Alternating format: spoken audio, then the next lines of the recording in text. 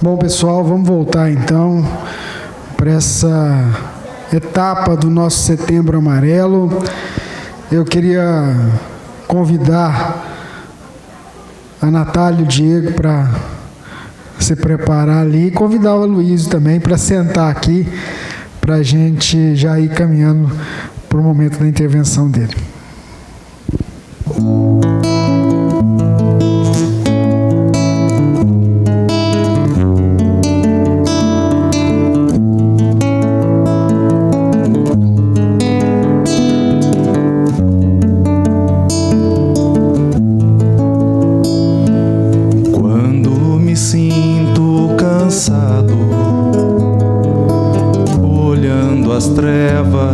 Que devo enfrentar quando eu olho o passado e vejo quanto eu já fiz sofrer.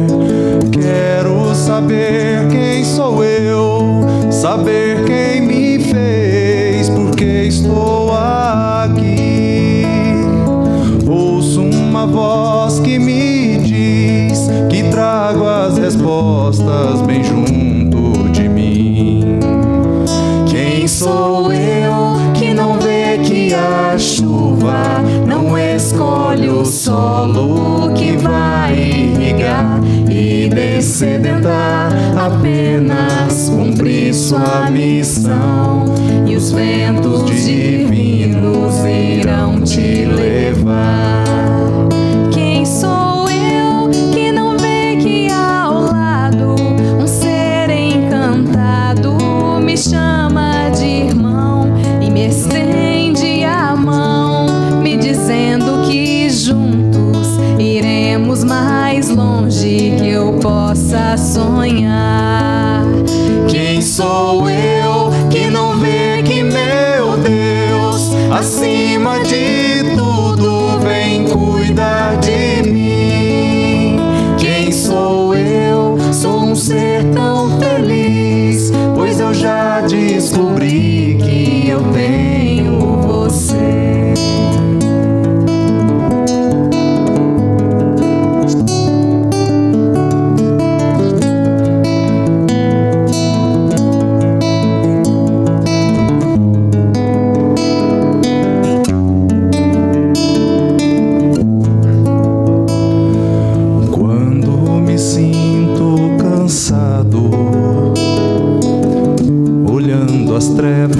Que devo enfrentar quando eu olho o passado e vejo quanto eu já fiz sofrer.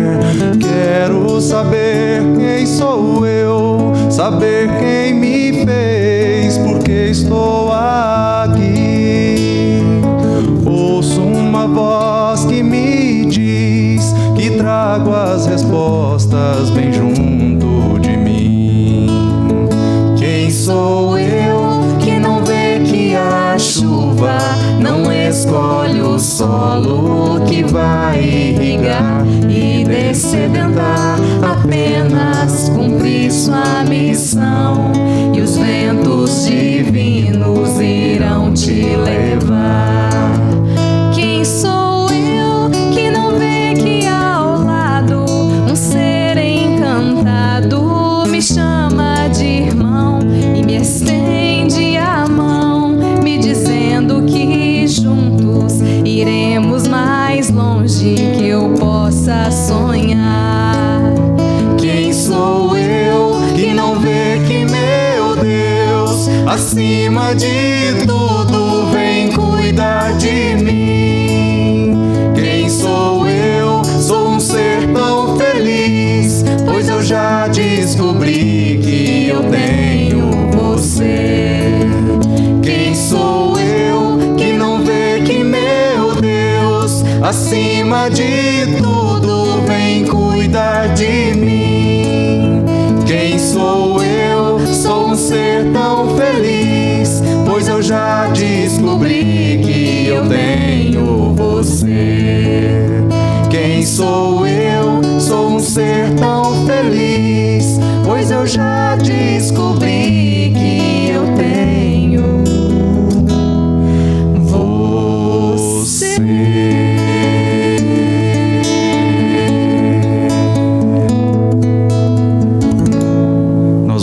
estamos sozinhos, pessoal.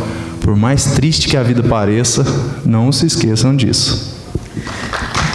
Muito bem. Não acabou não, eles ainda vão cantar para a gente ainda 2 músicas no final do nosso Setembro Amarelo.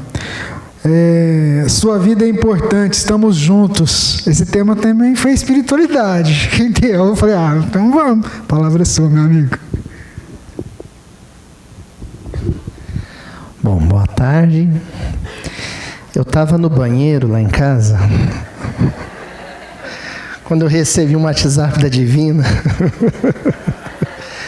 Ai, que tempo de tecnologia imunda, né?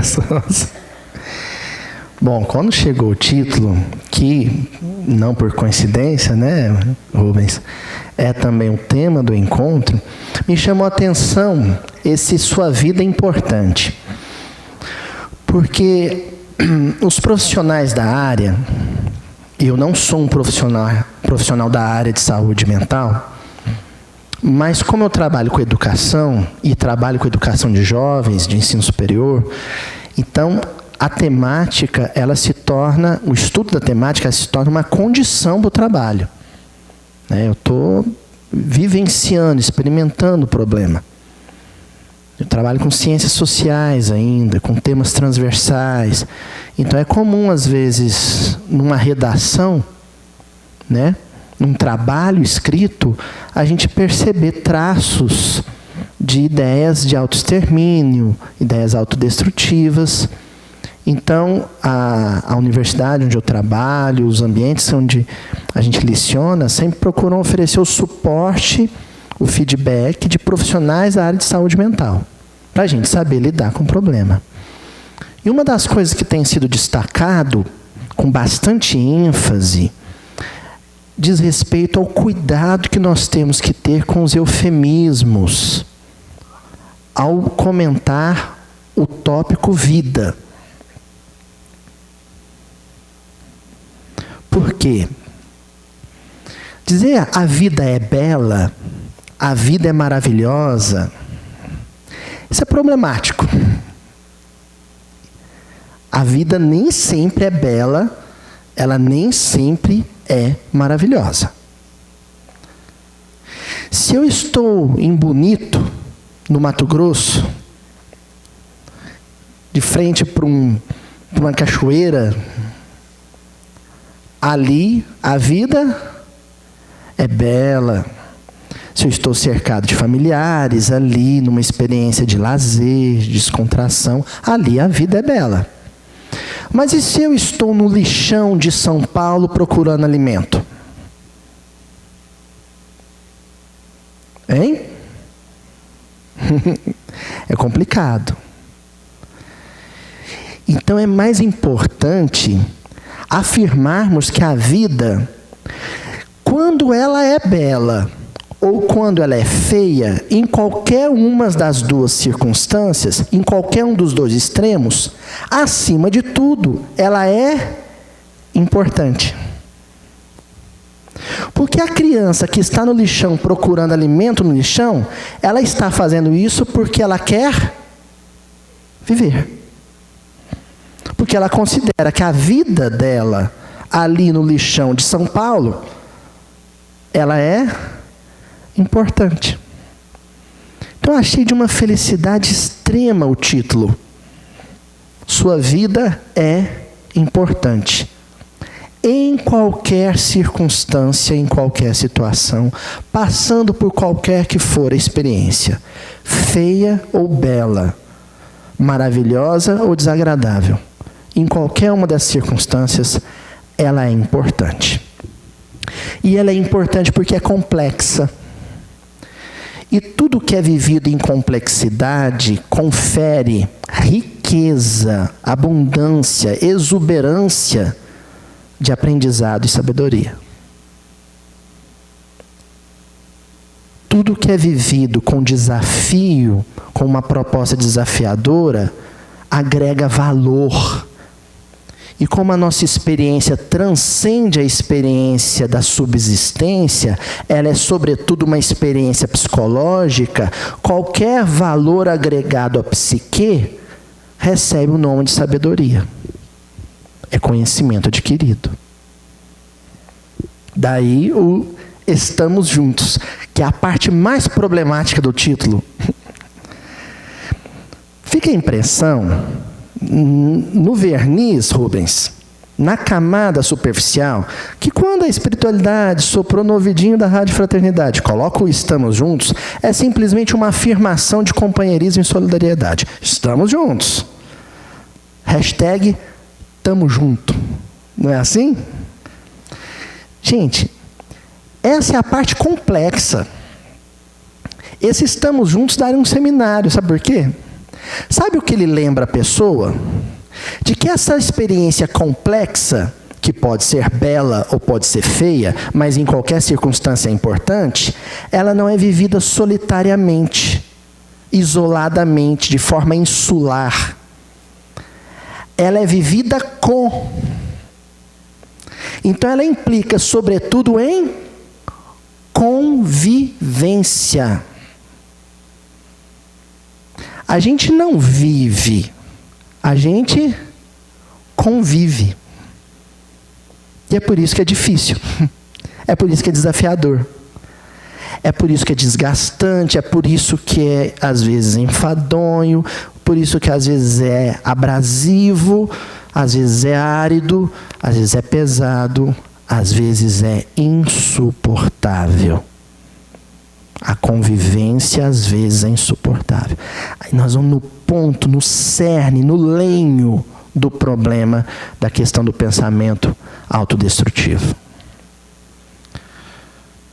Se nós pegarmos todos os espectros possíveis da experiência no campo da autodestrutividade, e aí nós estamos alargando o horizonte para além do suicídio propriamente dito, eu tinha prometido para mim mesmo que eu ia evitar a palavra. Espero não repeti-la a segunda vez, né? É muito mais amplo do que aquela ocorrência policial. Ela vai para o campo do vício, do consumo abusivo de substâncias. Ela vai para o campo das somatizações de angústias, aflições, traumas e recalques. Ela é muito mais ampla. Então, uma experiência autodestrutiva que atualmente nós vivemos coletivamente.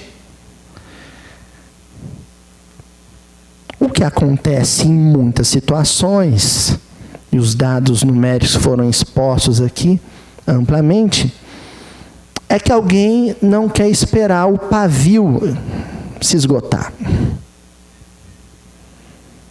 Mas nós todos vivemos experiências autodestrutivas o dia todo. Quando nos alimentamos mal por ansiedade, sabe aquela nossa relação com o açúcar, que é uma relação autodestrutiva? Sabe aquela relação que nós temos com o trabalho, que é autodestrutiva? Workaholic, né? O maníaco por trabalho, que dorme pouco, é uma experiência autodestrutiva. Aquela nossa relação com o trânsito indisciplinada, de completa negligência em relação à legislação de trânsito, é uma experiência autodestrutiva. A nossa relação com os medicamentos, com os analgésicos e anti-inflamatórios, é uma relação autodestrutiva. Então o espectro é muito grande. Agora, de todas essas experiências, se nós formos procurar o tronco da árvore, sabe? O cerne, tudo cai no campo da dificuldade que nós temos para conviver. O filósofo Émile Durkheim, ele produziu uma das primeiras obras no campo das ciências sociais sobre o suicídio. O suicídio. E o Durkheim, ele fala que tem 3 tipos de suicídio. Já mencionei umas 5 vezes a palavra, né? Aquela cujo nome a gente não vai mais mencionar. Ele falou que tem 3 experiências. Tem uma que supostamente ela é egoísta. É quando eu não quero mais carregar o fardo da experiência humana. Eu não suporto mais o peso da experiência humana. Essa experiência de autoextermínio é uma experiência egoísta. Eu não quero carregar esse peso. A segunda, ela é altruísta. É quando eu considero que eu sou o peso, eu sou o fardo para alguém. E eu não quero que esse alguém ou essas pessoas que eu amo carreguem esse peso, esse fardo que sou eu. Isso é uma experiência altruísta. É o autoextermínio, mas pensando no outro.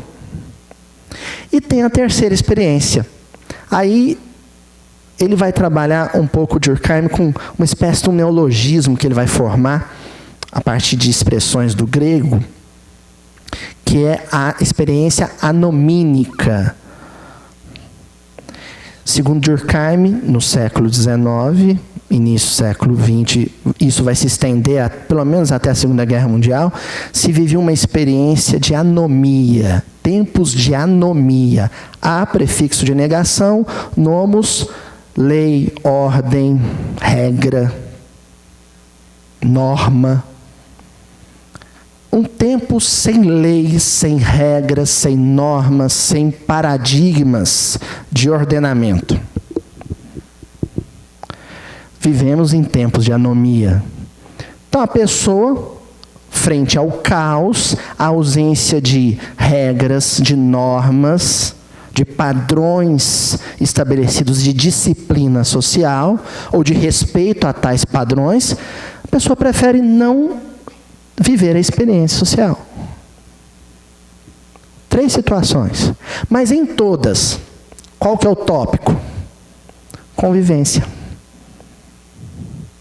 Em todas, há a presença do outro.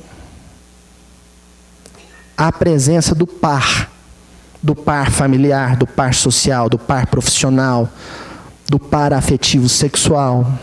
É a presença do outro. O tópico da convivência não pode ser colocado de lado, negligenciado, quando nós falarmos de experiências ou ideias de autoextermínio. Está ali, no eixo da questão. Está correto aí?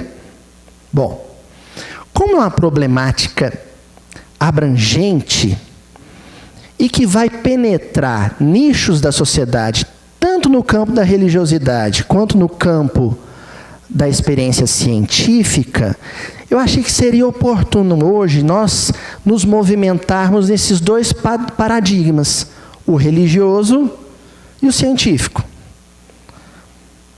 O Rubens me conhece da minha experiência religiosa, como religioso, como também sou espírita.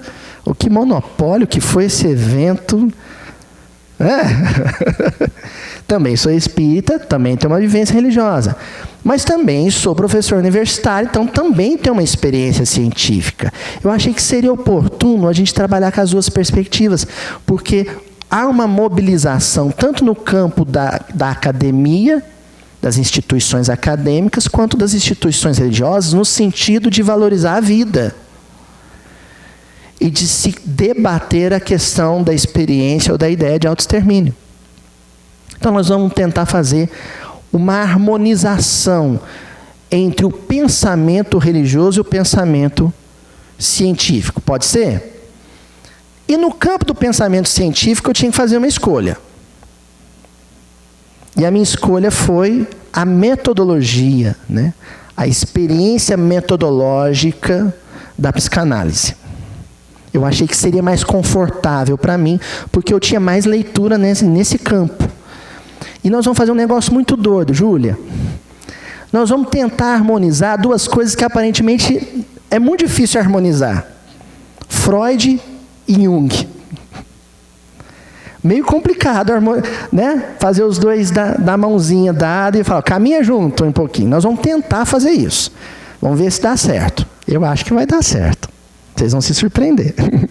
Tá bom? Mas vamos para o campo religioso primeiro, que é a minha zona de conforto. É o seguinte, no Evangelho de Mateus, no capítulo 12, tem uma perícopa, uma passagem, um episódio da vida de Jesus, que já nos oferece campo de análise. Jesus se depara com um homem que era cego, mudo e, na expressão bíblica, endemoniado. Então ele tinha transtornos psíquicos, ele tinha um transtorno oftalmológico e ele tinha um transtorno de otorrinolaringologia. Nem sei se eu falei correto. Ele não falava, não ouvia, não via e sofria de perturbação mental. E Jesus o cura. Bom, não está em pauta aqui a discussão sobre a cura, se aconteceu, se não aconteceu, como é que aconteceu. Não está em pauta. O que vai estar em pauta aqui é a reação. E a reação do auditório que presencia o episódio, a cura, oferece campo de análise psicanalítica para Jesus. Ele tece comentários psicanalíticos sobre a reação do auditório. Isso está implícito na linguagem altamente lúdica e literária do texto bíblico e tem eco na literatura psicanalítica. Vamos ver como é que é isso? Bom, primeira coisa que acontece é que a turba, a narrativa bíblica diz que a turba, está lá em Mateus 12, 23, ela se espanta com a tal cura e diz assim: e toda a multidão se admirava e dizia, não é este o filho de Davi? Oh, esse não é o filho de Davi? Essa expressão, filho de Davi, é uma expressão messiânica do judaísmo no século I.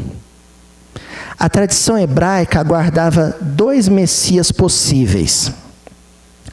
Um seria filho descendente de José do Egito, é o Messias, o Hamashiach ben Yosef, o Messias descendente, ou filho de José do Egito. E havia uma outra linha de expectativa que aguardava um Messias descendente da casa de Davi, do rei Davi, Hamashiach ben David, o filho de Davi. Acontece que quem conhece um pouco da história do José do Egito se lembra que ele era um sofredor, né? Os irmãos pegaram ele, deram uma surra nele, entregaram ele para uns comerciantes de escravo, ele foi levado para o Egito, lá ele virou servo lá no Egito, sofreu a vida inteira. E no final de todo o sofrimento, o que ele fez em relação aos irmãos? Perdoou os irmãos. Então esse Messias aguardado da linhagem de José do Egito, ele era chamado de o servo sofredor. É o Messias que viria, sofreria nas mãos de todos os seus irmãos e ainda assim os perdoaria. Mas existia um Messias descendente de Davi. E o rei Davi, general conquistador, sempre teve um êxito como estadista impressionante. Ele era o rei por excelência, o soberano, vitorioso. O Davi ganha do Golias, ele toma a namorada dos amigos, ele tem dinheiro, ele mora bem, ele é bem vestido, ele é glorioso, ele é forte, ele é poderoso. De que a multidão chama Jesus? Vai chamar ele do pobre coitado sofredor? Eles identificam Jesus, quando ele lança a mão do evento de cura, como o descendente de Davi. O bonzão, o cara, o filho de Davi. É bom encontrar alguém assim? Sabe quando você está se sentindo um servo sofredor? Quando você está se sentindo mal vestido, quando você está se sentindo doente, gordo demais ou magro demais, Quando você está se sentindo desamparado, fragilizado, aí você encontra uma pessoa que se veste bem, é inteligente, é articulada, é popular, todo mundo gosta dele. Como é que você se sente? Existe um mecanismo de transferência e projeção. É bom encontrar gente bem-sucedida quando a gente está na pior. E você passa a cultuar o bem-sucedido. É um culto. É uma projeção. Basicamente, na reverência ao bem-sucedido, você está dizendo, eu queria ser assim. Sabe quem comenta isso? Jung. Jung vai dizer assim, quando eu projeto meus valores morais em outra pessoa, a minha responsabilidade é projetada nele. Eu não fico sobrecarregado com a responsabilidade ou com a autocrítica. Então eu posso errar ao longo do caminho. Agora que eu lembrei que tem aqui. Eu posso errar ao longo do caminho sem qualquer culpa ou consideração com as consequências. A nossa experiência religiosa tem muito disso. Quando eu encontro aquele médium, aquele grande orador que eu admiro demais e projeto nele todo o sucesso que eu queria ter. E deposito nele toda a carga de responsabilidade. Enquanto esse sujeito existir, enquanto ele caminhar, eu estou seguro. Eu tenho um norte de sucesso. Se ele faltar na minha vida, eu me perco. A gente faz isso com religiosos, a gente faz isso com políticos, nós fazemos isso com alguns familiares, a gente faz isso com o esposo, a gente faz isso com um marido, com um colega de serviço. É aquela pessoa que a gente elege para ser o filho de Davi. Essa reação da turba com Jesus, a gente fica imaginando que Jesus ia ficar super feliz, né? Olha, reconhecer a minha grandeza. Rapidamente o Cristo identificou ali um sinal de fragilidade psicológica. Aquela reação devocional, de projeção de mito e ídolo na figura de Jesus, era um sintoma de fragilidade emocional. Rápido Jesus detectou, esse aí é potencialmente um frustrado, porque todo mundo que elege um ídolo, todo mundo que elege uma figura mítica, está fadado à frustração. Porque o sucesso é conquista adquirida pessoalmente.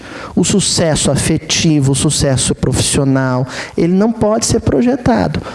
Já identificamos aqui uma das primeiras causas de frustração que podem gerar sentimento de auto-extermínio. Primeiro, nós estamos tentando entender a complexidade do quadro, da experiência de convivência.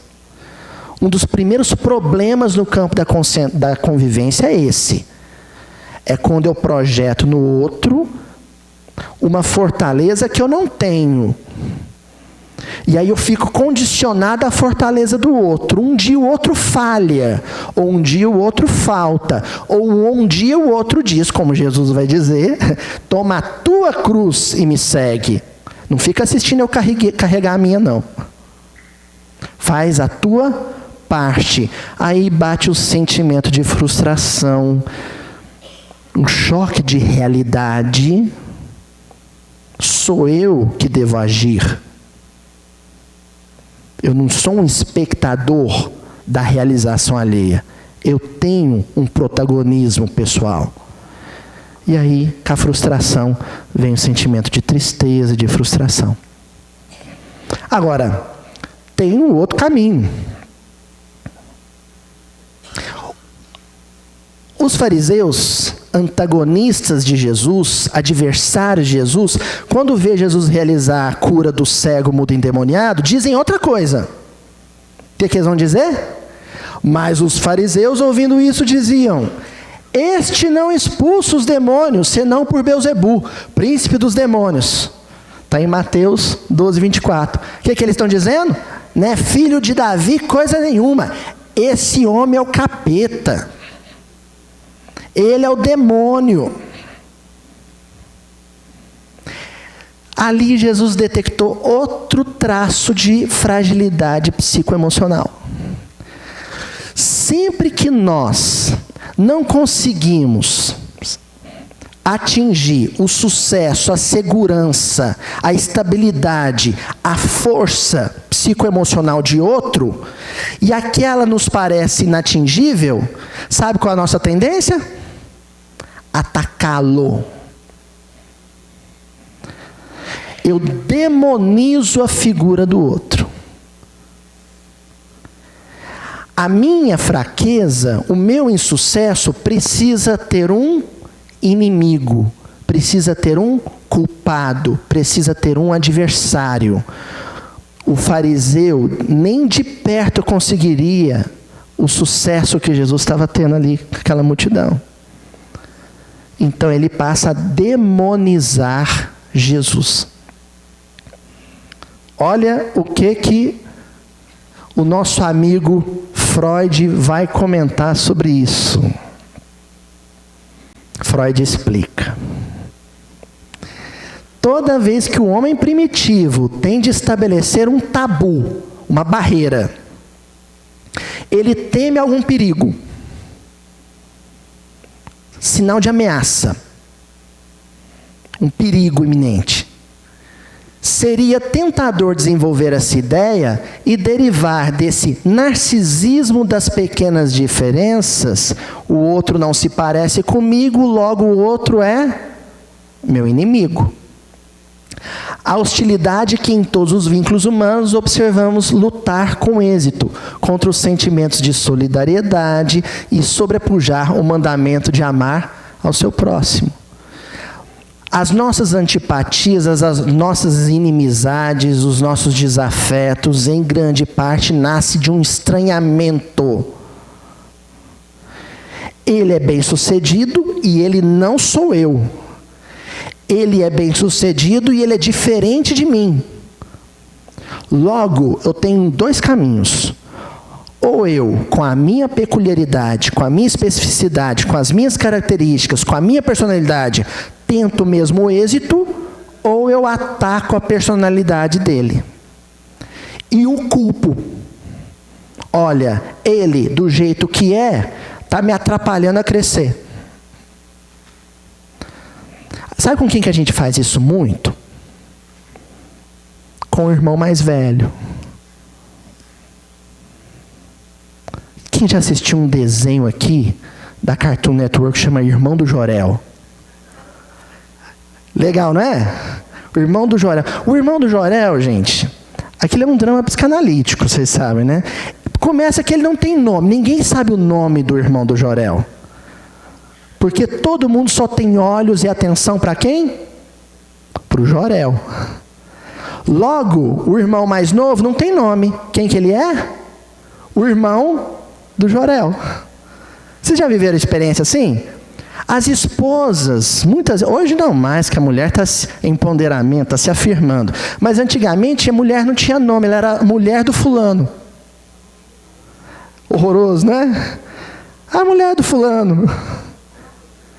E essa experiência de nulidade, em que o outro é nulo, o outro é anulado, a imagem do outro é anulada, muitas vezes vai gerar uma experiência de demonização. A autoestima vai lá embaixo, eu preciso achar um culpado para a minha autoestima, é aquele sobre o qual todos os holofotes estão. Ele é o culpado do meu anonimato, ele é o culpado do meu insucesso, da minha inexperiência na família, por exemplo. E aí a gente culpabiliza, demoniza. É o outro, ele é o demônio, ele é Satanás. Então Jesus foi percebendo no comportamento do antagonista e no comportamento do bajulador sinais de fragilidade muito específicos. Quem bajula, bajula por fragilidade.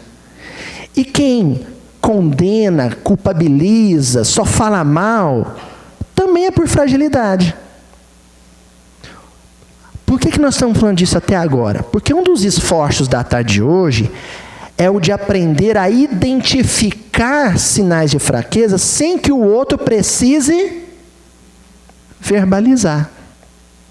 Porque verbalizar, né, Jorge, é um estágio já tão avançado no processo de adoecimento psíquico, que quando ele acontece já é uma situação emergencial.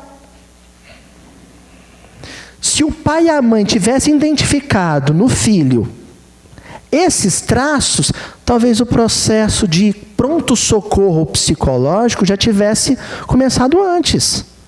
Olha lá, meu filho tem um coleguinha na escola que ele endeusa. Meu filho tem um professor na escola que ele transformou em ídolo. Isso é perigoso. Isso é sinal de fragilidade. Ele está projetando no outro um insucesso dele.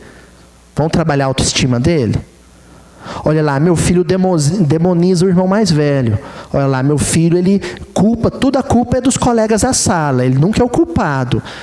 Ele demoniza os colegas da sala. Isso é um sinal de fragilidade. Vamos trabalhar isso? Trabalhar com profissionais da saúde, trabalhar com a religiosidade, sobretudo com o evangelho. Porque a nossa experiência é majoritariamente cristã. O evangelho, nós estamos vendo aí como tem elementos para a gente poder entender esse processo. Identificar bem antes, né? E aí a passagem projeta para um segundo plano. Identificado o problema, então Jesus primeiro fez a psicanálise do quadro de fragilidade, aí ele começa a terapêutica da palavra. O poder terapêutico da palavra. Ele começa a oferecer mecanismos, elementos para o auditório assimilar e utilizar como ferramenta de autocura. Olha, a primeira coisa que Jesus vai afirmar, numa parábolazinha, é uma historiazinha, um machal, né? Ou como pode alguém entrar na casa de um homem forte e apoderar-se dos seus pertences, se o primeiro não amarrá-lo? E então, saqueará a casa dele? Mateus 12, 29. É uma parábolazinha. Ele cria uma historinha, ele imagina uma casa, o dono da casa é um homem bem forte. Então a gente nunca imagina que um homem forte vai ser tomado de assalto, mas ainda assim um malfeitor invade a casa, amarra o dono da casa, que era um homem forte, e faz o que com a casa? Limpa a casa, saqueia a casa toda. Nós vamos fazer agora um negócio, Rubens, chama miudinho. Nós vamos analisar palavrinha por palavrinha e vamos ter que recorrer um pouquinho à língua grega, porque esses textos, Jesus não falava português naturalmente, né?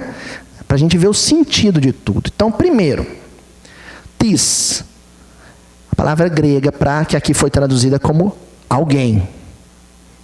Por que Jesus, se era uma ficção, se era uma história inventada, um machalo hebraico, né, uma parábola, por que ele não inventou um nome para esse personagem? Por que ele preferiu alguém que depois, mais tarde, o copista grego, né, ou o autor, Mateus, mas Mateus possivelmente não escreveu em grego. Por que vai colocar tis, alguém? Porque essa impessoalidade. Porque a palavra tis, ela pode ser alguém, qualquer um. E aí começa a impessoalidade, é qualquer um. Pode ser um da minha casa, da minha família, pode ser um do emprego, pode ser um amigo, pode ser um inimigo, mas também pode ser uma certa coisa. Há essa extensão semântica para a palavra. Pode ser também alguma coisa e não necessariamente alguém. Casa, oikos, lugar onde se habita, onde se vive. E aí a gente começa a trabalhar com psicologia profunda.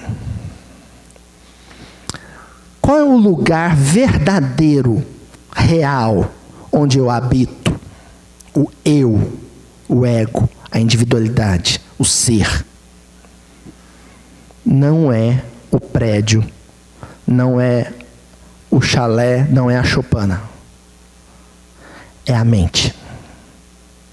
Nós residimos em nosso mundo mental. Ela é a nossa casa, a mente. Eu vivo nela, eu me movimento nela, eu habito ela. Então, quando Jesus cria uma parábola para falar de invasão de uma casa, é óbvio que toda a missão de Jesus é consagrada à espiritualidade. Ele não está falando de arquitetura nem de problema de segurança pública. É metáfora. Isso é literatura. E literatura trabalha com simbolismo profundo. A casa e a mente. O lugar invadido é a estrutura mental. Qualquer pessoa, estranha ou conhecida, simpática ou antipática, e qualquer circunstância, alegre ou triste, próspera ou miserável, é capaz de perfurar a blindagem do psiquismo e penetrar minha vida mental. Não há estrutura mental inviolável. Não há. E após esse processo de invasão acontecer, e eu sei que alguém, o Diego lá no fundo está pensando assim, mas como assim, que viagem é essa que esse gordo está falando aí de entrar na... Que doideira que é essa?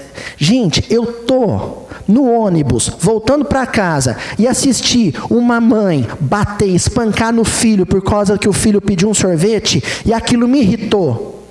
O episódio, a circunstância fez o quê? Penetrou minha estrutura mental. Eu desci do ônibus, fui para casa, fiquei a noite inteira pensando em quê? Naquele episódio.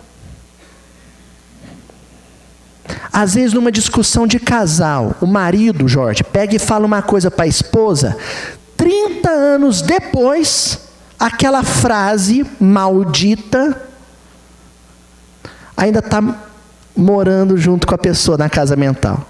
Eles voltam a discutir. Há 30 anos atrás você falou para mim, eu não esqueço aquilo que você me falou. Aquela frase perfurou a blindagem da estrutura mental e invadiu ela. Ah, Luísio, mas espera aí, isso não acontece comigo não, porque eu sou espírita. E eu já li toda a obra do André Luiz e da Joana de Ângeles, né, de psicologia profunda. Não acontece comigo não, Luiz, porque eu sou católica e eu já li toda a série do Padre Marcelo Rossi, Ágape, já li tudo. Então eu sou espiritualmente forte. Olha o cuidado da parábola de Jesus. O personagem da parábola dele não era um homem fraco, era um homem forte. Guilherme, o personagem da parábola de Jesus podia ser um psicólogo, doutor da UFO. Porque, lógico, um professor do curso de psicologia da UFO, ele é um homem forte psicologicamente. Ele, em momento nenhum, ele se perturba com nada. É?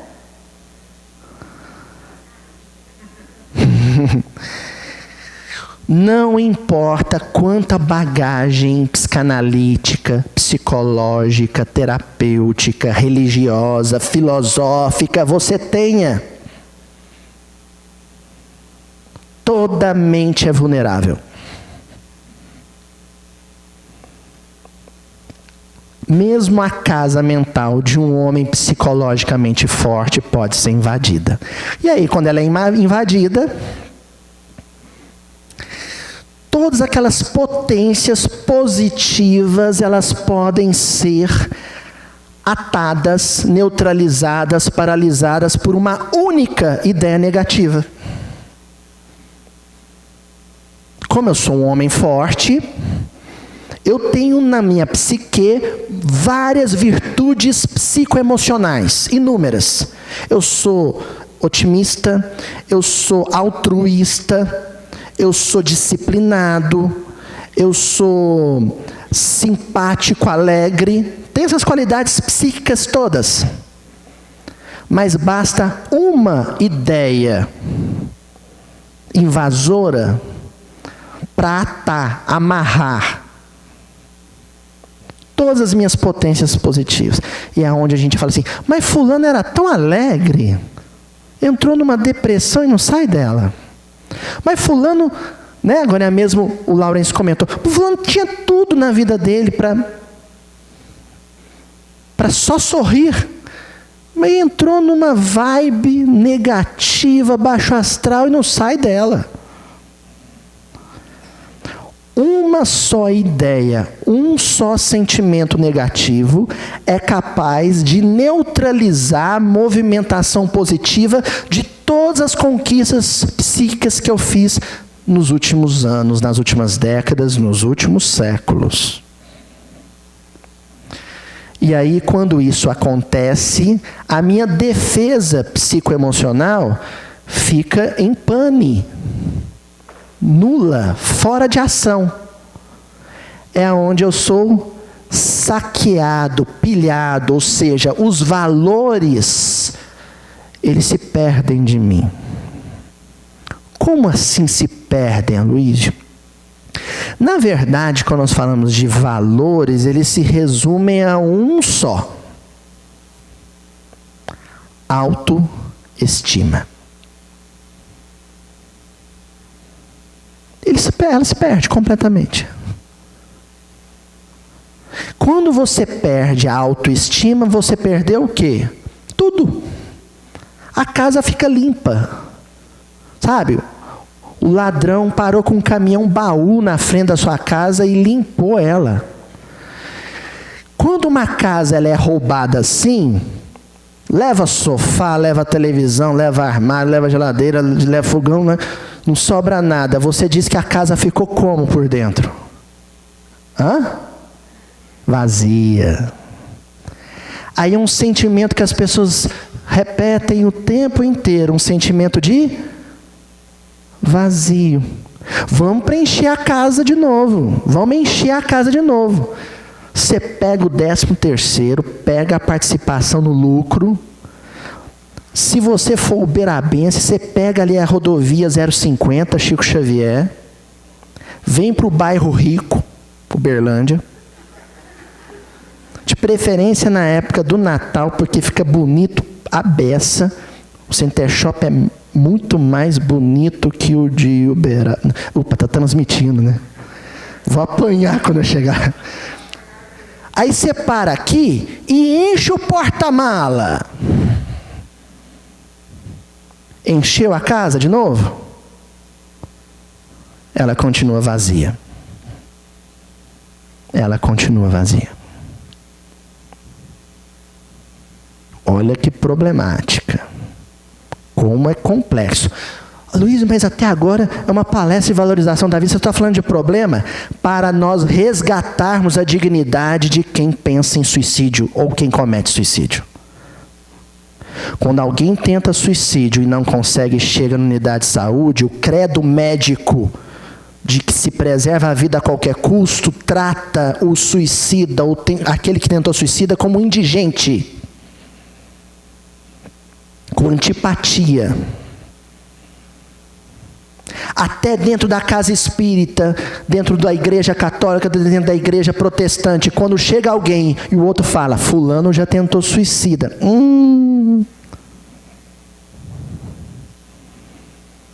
É um leproso. É preciso se resgatar a dignidade de quem viveu a experiência. É preciso se olhar para alguém que viveu a experiência, que um dia cogitou ela, ou que está pensando nela, e falar assim, não se sinta mal por isso. É difícil mesmo. A vida é complexa sim.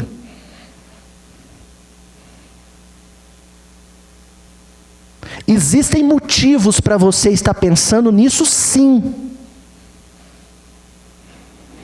Pronto, já comecei a ajudar a pessoa. Eu não estou aconselhando. Lembra da orientação do pessoal do CVV? É diferente, você fala assim, você não devia estar assim, a vida é maravilhosa. Não, a vida é complicada mesmo, mas fala mais. Estou aqui para te escutar. Você tem toda a razão, é complicado mesmo. É o que Jesus está dizendo. Ele percebe a fragilidade emocional de quem está ali em torno dele e começa a confirmar a complexidade da vida. É o que Jesus está dizendo. Ele diz, olha, eu entendo vocês. Eu entendo o que vocês estão vivendo. A casa de vocês, a casa mental de vocês foi invadida e saqueada. Sabe qual é o nome disso, gente? E a razão de Jesus ter vindo para a terra? Empatia. Essa parábola de Jesus é um gesto de empatia. Ele dizendo, eu entendo o que está se passando com vocês. E aí ele continua. Aliás, vamos ver o que o Freud vai comentar sobre isso antes. Por meio de palavras, uma pessoa pode tornar outra jubilosamente feliz ou levá-la ao desespero. Inevitavelmente a gente vai perfurar a blindagem mental do outro. Positivamente ou negativamente.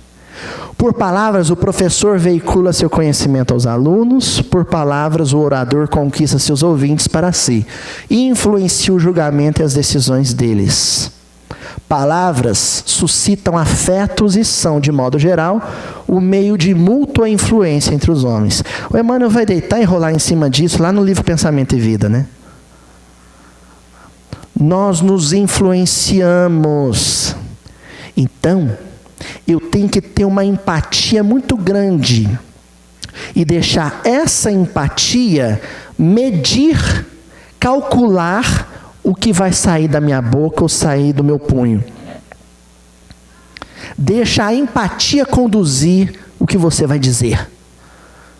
Por causa desse alerta de Freud. Porque se eu não entender a complexidade do sofrimento do outro, eu vou falar de forma irresponsável. E ao falar de forma irresponsável, eu me responsabilizo pelo que de mal aconteça com o outro. Eu não sou culpado, eu sou responsável. E aí Jesus continua analisando o quadro. Ele pega e fala assim: por isso vos digo, todo pecado e blasfêmia serão perdoados aos homens, mas blasfêmia do Espírito não será perdoada. Aí o sujeito pega essa passagem bíblica e fala, vamos para a próxima, porque essa não tem nada a ver. É porque esse deve ficar transformando água em vinho, ó. Bebaço, né? Fala essas besteiras aí. Vamos lá para o grego, então? Primeira coisa, blasfêmia, vem do grego blasfêmeo, que quer dizer caluniar. Falar o mal, maldizer. As raízes são blapto, que quer dizer ferir, machucar, ofender, e feme, que é reputação, fama, nome. Quando você mancha, fere, macula a reputação de alguém. É a calúnia. Quando você fala mal de alguém. Mas tem uma coisa complexa aí. Eu usei uma tradução que eu particularmente tenho utilizado bastante, que é a tradução do Haroldo Dutra Dias. Mas tem uma sutileza na palavra que o Haroldo traduziu como perdoado. Porque a palavra é a fieme, que na verdade, se for traduzir de uma forma mais sutil, menos literal, seria relevar. Porque a raiz, afino, quer dizer deixar ir, libertar, soltar. É tipo, deixa passar. Né? Uma vez eu fui dar aula na Bahia, tinha um aluno meu que não fazia os trabalhos de jeito nenhum. Aí eu dava bronca nele, ele falava para mim assim, releve, professor, releve. É deixar correr solto. Olha como muda o sentido. Por isso vos digo, todo pecado e blasfêmia serão relevados. Deixa passar. Aos homens, mas blasfêmia do Espírito não será relevada. A calúnia que alguém comete contra mim, que os homens cometem contra mim, aquilo que os outros falam de ruim sobre mim, com o tempo, pode ser 10 anos, pode ser 20 anos, pode ser 10 dias, pode ser 100 anos, mas com o tempo, passa. A gente consegue relevar.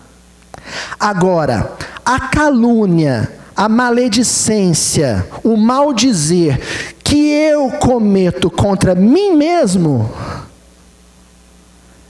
esse é complexo. As feridas desse processo de maldizer pessoal, elas são mais profundas, e porque são mais profundas, elas custam bem mais a passar. Alguém vai falar assim, mas eu já vi essa tradução de outro jeito. Eu já vi falando o Espírito Santo. Uma curiosidade. A palavra aqui no versículo grego é pneumatos, que é espírito. Vem de pneuma, ar, sopro. Quando é Espírito Santo, tem que vir acompanhado de outra palavrinha que é agion, que é santo. Aqui no caso não vem. Então o versículo se refere mesmo ao espírito, eu, o ser, a individualidade.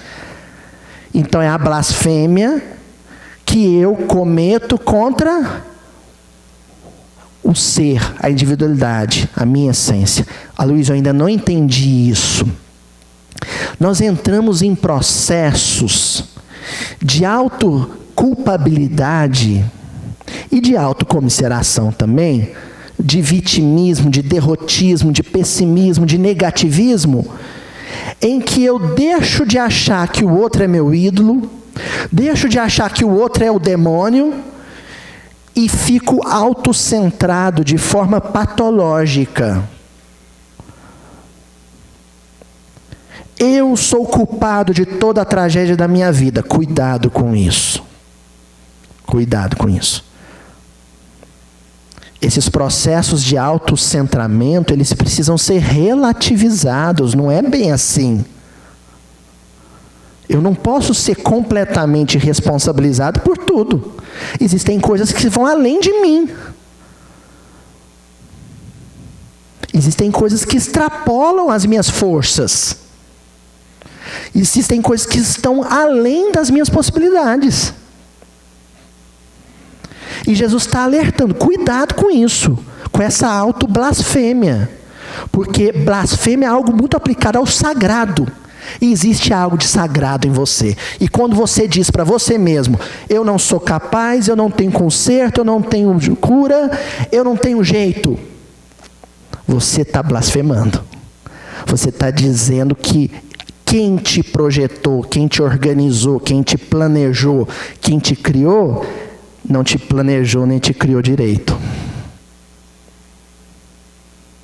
Você está duvidando da competência do engenheiro. E aí nós caímos sim no campo religioso. Inevitavelmente.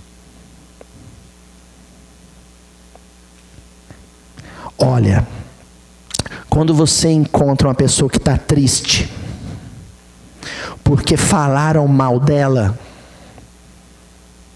dá um puxão de orelha, porque passa. Dá um sacode. Ah, para de preocupar com os outros falam para você, toca a sua vida. Agora, quando vocês encontrarem com alguém falando mal excessivamente de si mesmo, dá atenção e escuta com caridade. Porque ali existe um processo que Jesus, aqui nesse versículo, está dizendo que é mais delicado, mais problemático.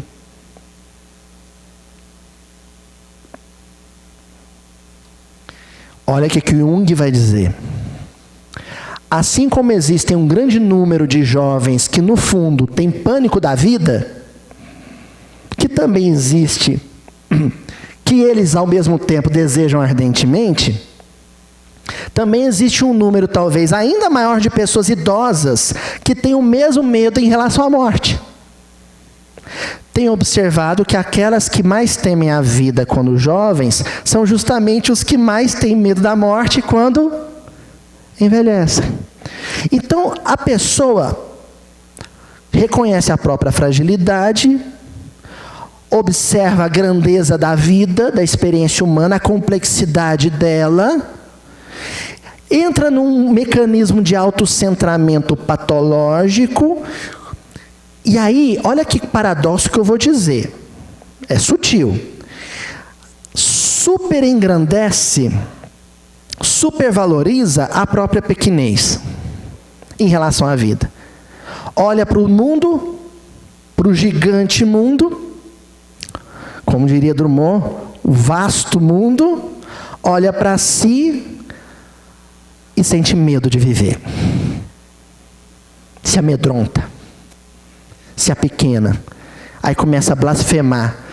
Por que eu não consigo? Olha só como eu sou pequeno, olha só como eu sou insignificante, olha só como eu sou medíocre. Aí não ousa, não experimenta, não vive, tem medo de casar, tem medo de ter filho, tem medo de arrumar serviço.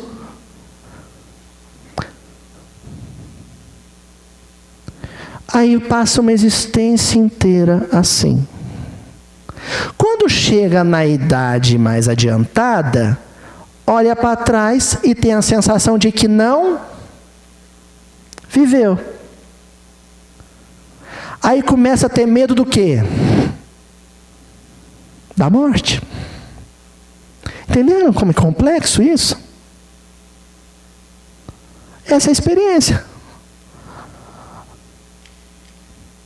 Por isso que o Evangelho, Jesus, nessa passagem que nós analisamos, está enfatizando tanto isso. Cuidado com esse processo de autorredução. A gente é pequeno, mas a gente é forte. A minha sobrinha era pequenininha, o irmão dela mais novo era muito chato. É uma peculiaridade dos irmãos mais jovens. Mas ela é magrinha, magrinha. Um dia ele estava chateando ela, chateando. E ela tinha uma vassourinha de brinquedo. Ela pegou a vassourinha, encantou ele no canto, e a gente escutava e ria, e não ia lá acudir o coitado, não. E escutava ela falar assim: olha, João, eu sou pequenininha, mas eu sou forte. E ele nunca mais mexeu com ela.